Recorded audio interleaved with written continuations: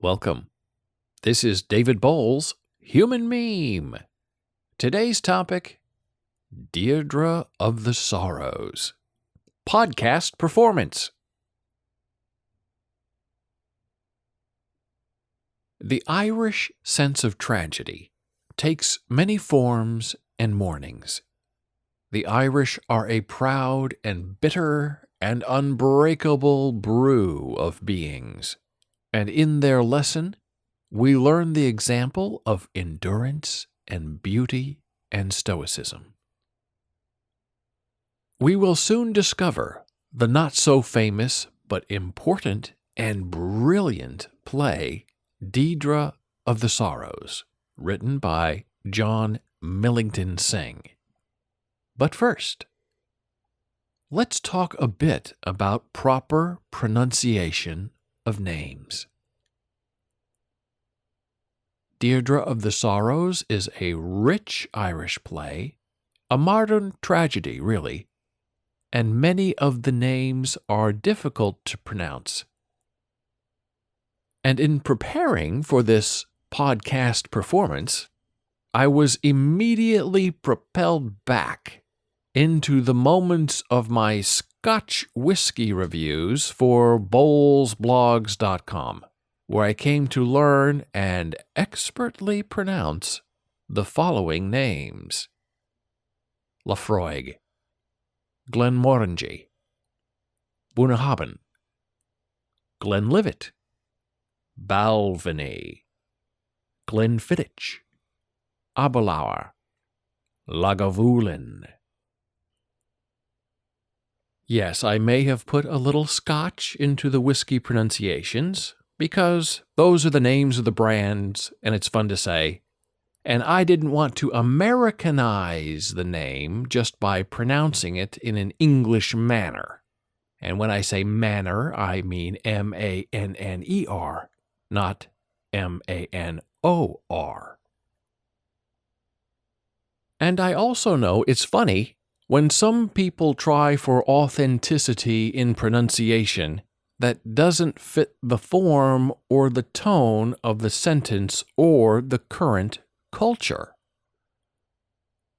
For example, this summer I plan to visit Argentina to take pictures of cows. When I am done touring Argentina, I will return to Portugal to visit my friends. Funny, right? You know people who do that. What about Celtic? Or is it Celtic? The Boston Celtics or the Boston Celtics? It all depends on your cultural conditioning. Celtic is USA, but Celtic is probably proper. I'm reminded that in American Sign Language, names of countries and cities and places are decided internationally for international use by the home country signers.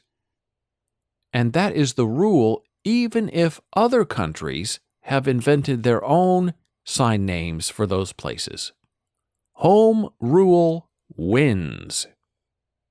Now then, names and places in Deirdre of the Sorrows can be hard to pronounce, but I've done my best research to try to set them right here, and I will try my best to pronounce them in the performance. The playwright's last name, is S-Y-N-G-E. Pronounced Synge, not Synge. Deirdre, D-E-I-R-D-R-E. I pronounce it Deirdre. Now, the research says it has several pronunciations.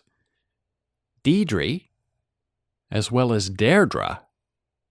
But for this performance, I'm going to use my Deirdre pronunciation just because I keep tripping over the other ones. Another name in the play is Nishi, and it is spelled N-A-I-S-I. Naishi is how we might pronounce it in English. There's a place called Glen da Rua, and it's spelled G-L-E-N-D-A, another word, Ruadh. So if you were just pronouncing it like an English person, you'd say Glendaruda instead of Glendarua. This next name is very interesting. It is spelled Lavarcham, Lavarcham for the English, but it's pronounced Derashram. Derashram. Another name? Samhain, English pronunciation Samhain. Proper pronunciation in the play, Samhain. Samhain. Another place, Alban, Alban, pronounced in the play, Elban. Another name, Emain, another word, Macha.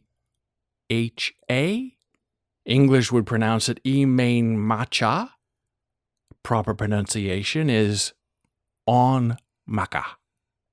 And finally, the big name, Conchobar, another word, Mac, another word, Nessa. English pronunciation straight, Conchobar Macnessa. Proper pronunciation, Connor Macnessa. You can listen now to Irish author Frank McCourt as he sets up the Deirdre myth for you, and listen carefully for the pronunciations that I just shared. This is the beginning of the story of Deirdre of the Sorrows. Deirdre, or Deirdre, the most beautiful woman in ancient Ireland. She was betrothed to the High King Conor MacNessa, but she fell in love with his nephew, Nishe. Deirdre and Nishe eloped to Scotland, where they lived a blissful exile for many years. By offering forgiveness, Conor tricked them into returning to Ulster, where Nishe was slain by the jealous Conor. Deirdre threw herself from Conor's chariot rather than live with the man who'd caused Nishe's death. It was said that her grave was near to Nishe's, and that a yew tree grew from each plot. The yew trees grew toward one another till their branches intertwined, joining the two lovers even after death. Now we begin where we began, with the podcast performance of the redacted version of Deirdre of the Sorrows, as first published in bolesblogs.com on March 30, 2011, as 10-sentence story number 120. In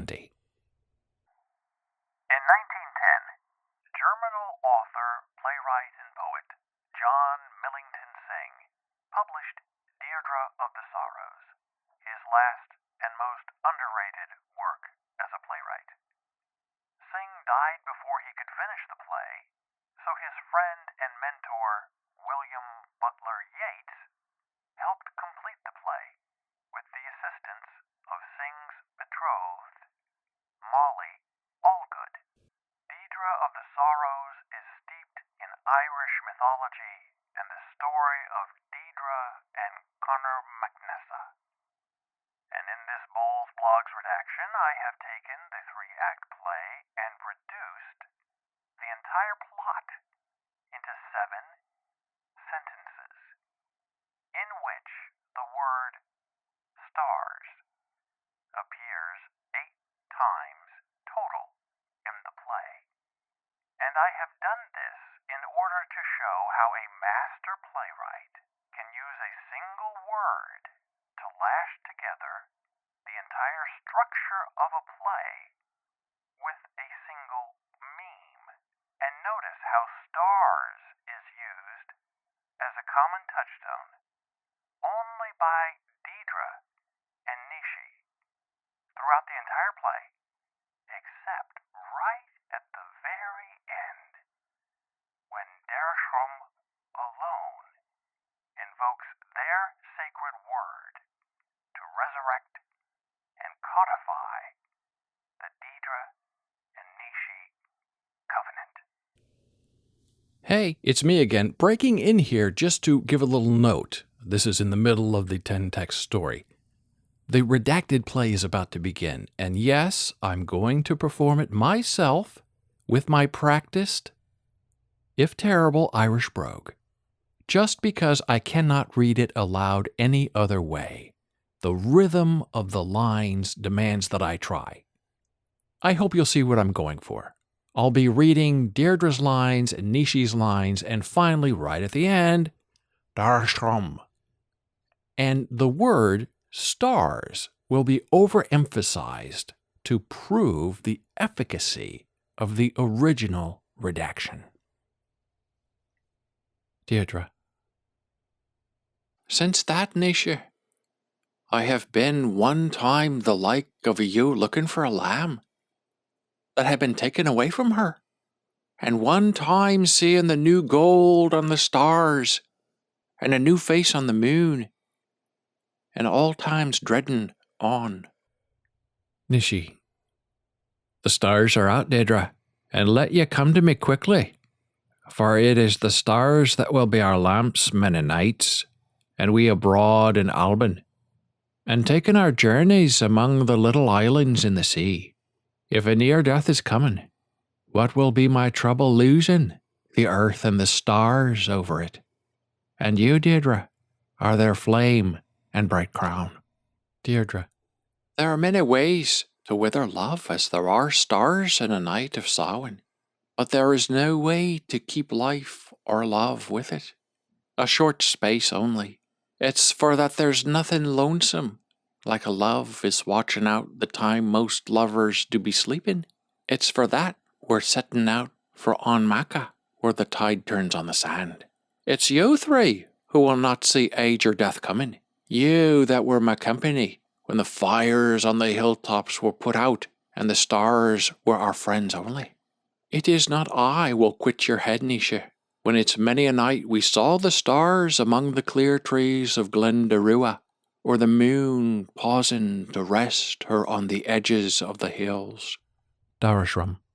Deirdre is dead, and Nisha is dead, and if the oaks and the stars could die for sorrow, it's a dark sky and a hard and naked earth we'd have this night in on.